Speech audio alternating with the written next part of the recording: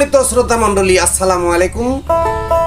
আমি বাউল আশরাফুল আপনাদের সামনে শহীদ কারবালার কিছু অংশ জারি গানের মাধ্যমে তুলে ধরতেছি। আমার কথায় ভাষায় ভুল ত্রুটি হইলে আপনারা ক্ষমার দৃষ্টিতে দেখবেন। এইটা কারবালার কাহিনী,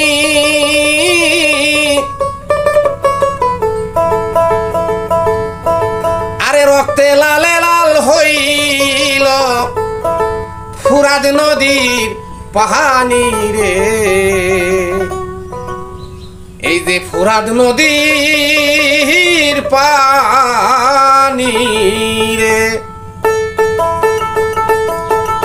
এইটা কারবালার কাহিনী। রক্তে লালে লাল হইয়াছে ফুরাদেরই পানি রে।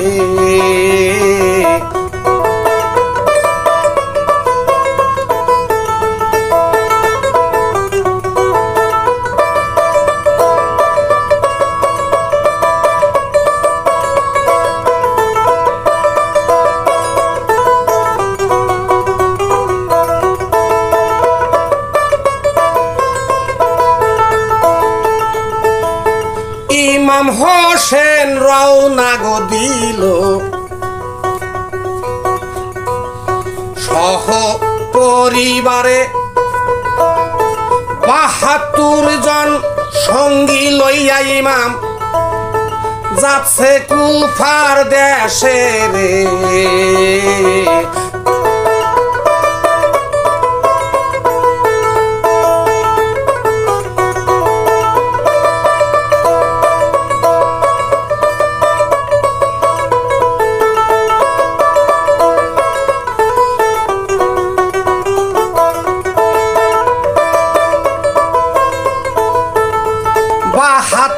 জন লইয়া রে ইমাম যাচ্ছে কুফারই না দিকে।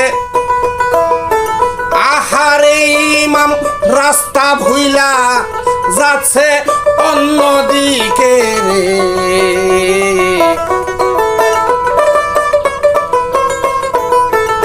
এইটা কারবালার কাহিনী, রক্তে লালে লাল হইয়াছে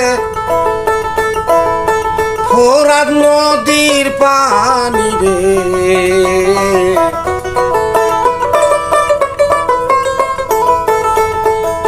ইমাম হুসাইন তার ৬০ সহস্র পরিবার নিয়ে কারবালার দিকে রওনা দিলেন কুফার রাস্তা ভুইলা।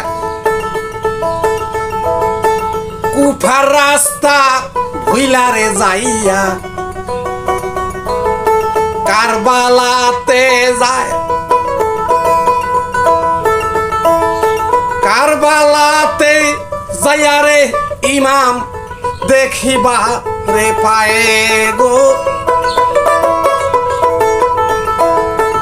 এমন জায়গায় গেছে ইমাম বলতেছি সবাতে, তার ঘোড়ার পাও দুখান ডাইবা গেল মরু ভূমির চরে রে।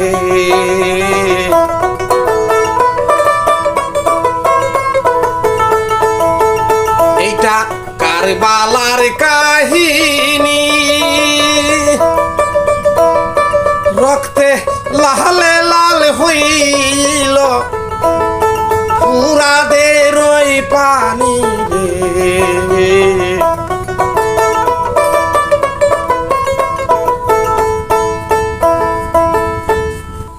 ইমাম হুসাইন লক্ষ্য করে দেখতেছেন যে ঘোড়ার পাও জমিনের মধ্যে ডাইবা যাচ্ছে আর সামনের দিকে আগায় না। এমন ভয়ানক স্থান দেখে ইমাম হুসাইন ভাবতেছে এটা কোন জায়গায় আসলাম। জানতে পারল ইমাম গো হোসেন, শুনেন মন দিয়া এইটা হইল কারবালা ময়দান। ওদিন হোসেন উঠিল কান্দিয়া রে।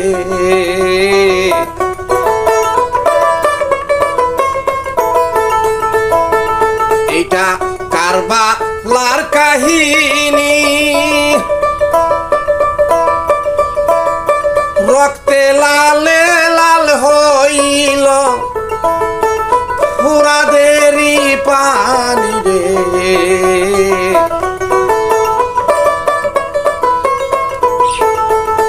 ইমাম হুসাইন শরীরের লোম যেন তার শিহরে উঠলেন। সর্বনাশ, আমরা কারবালায় পৌঁছে গেছি।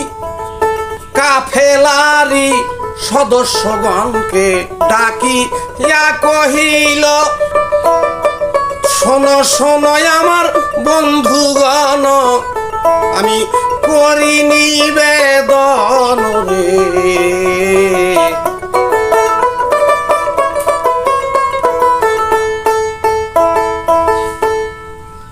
কাফেলার লোকজনকে এবার ইমাম হুসাইন ডাক দিয়ে বলতেছে, বাবারে তোমরা এখান থেকে আর এক পাও সামনে আগাইও না, এইটা হইল কারবালার ময়দান, এখান থেকে আমাদের আর সামনে আগানো যাবে না, অতএব এটাই মনে হয় আমার শেষ ঠিকানা হবে।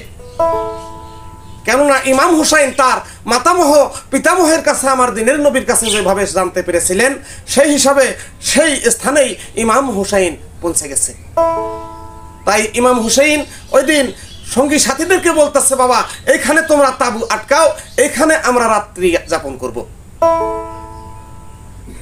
আজ মহরমের মাসের গো কথা, মহরমের 7 তারিখে হয় তাবু করলো ইমাম হুসেন ওই না গো জায়গায়। তাবু কইরা হোসেন এবার কোন কাম করিল, ওদিন রাত্রি খানা কাটাইল, বলতেছি এখনো